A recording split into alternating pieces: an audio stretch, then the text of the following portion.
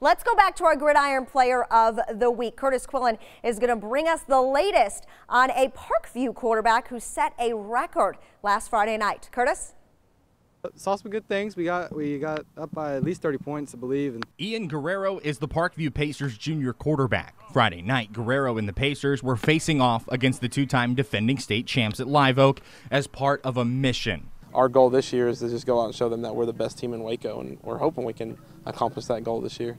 Guerrero had a night that shocked not only himself, but those wearing the same color. I mean, it was crazy. It's just like, oh my gosh, there it is, there it is. Like, not even just me and Ian, but like these other guys running routes and just, being exactly where they need to be for us to like make those big plays. He finished 25 for 44 on the night through the air, going for 418 yards and a school record 10 touchdowns. it was crazy. I mean, I was very excited to come play them, and I wanted to give them my best. And I came out in mid-season form. I was really pleased with how I performed and how the rest of the team performed. Describing his teammates and coaches as, quote, pleased wouldn't quite do it justice. I was telling him, no, you didn't get 10 touchdowns. No way, bro. I was really just giving him a real hard time about it. But then we got the film, looked back, I'm like, okay, 2 minutes in, I'm like, yeah, you did. Good job, man. It was awesome. I leaned back in the bus and just kind of gave him a fist bump, like, dude, 10 touchdowns. Like, are you kidding me? Like, I was like, man, that's amazing. Like, and then he's in the bus talking about how it was a school record, and I was like, I got to check on that, but it really was. And it wasn't the only record he helped set in the process. Braden Arp caught 7 of those 10 touchdowns, a single game touchdown reception record, and he only played 3 quarters.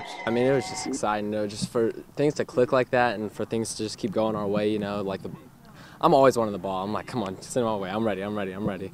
And for him to put it there, that's what we need. And it's awesome. On the way back to the school on the bus, I asked Coach Brandon, who was doing the stats, how many touchdowns I scored, and he was reading off all the stats to me, and was amazed.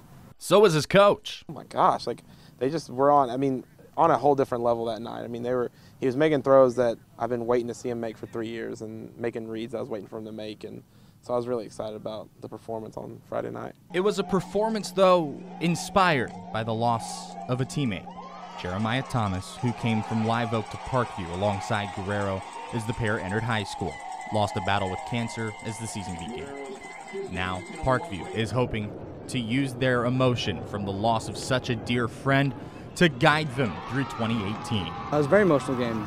Jeremiah played for Live Oak in junior high, and then he played for Parkview in high school, so we both have a connection with Jeremiah, and so it was hard without him out there. He was looking forward to that game. He was talking about last year when we scheduled this game, I can't wait to beat Live Oak. I can't wait to play him and beat him. And so when we finally won the last second tick, I just, I got emotional again and thought about how he would have loved to be there and loved to have been a part of that win. And for now, with that inspiration behind them, the Pacers are hoping to continue their push for a second straight state title as their junior signal caller continues to grow. Because seeing him grow, he came over in spring football my first year here, and he was 13 years old, so I've seen him grow from a 13-year-old to what he is today, and just excited to be able to go through that with him.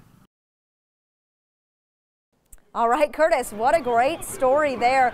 Jessica, one thing to note, going to their practice. Go ahead, you're fine. Going to their practice the other day, it seemed like that team is so close, and they really are using this tragedy to come together. Yeah, they had a setback this week with being down to Vanguard at the moment, but you have to remember all 4 of these private schools that play 6-man football in the city of Waco are tremendous at it. They're all state contenders year in and year out. So a one loss against one of those teams is not the end of the world, and it's not time to hit the panic button. And they're still going to get stronger as they go through the season. They've got a tough non-district left to go, just a minor setback tonight against the Vanguard Vikings. All right, what a great story there, Curtis.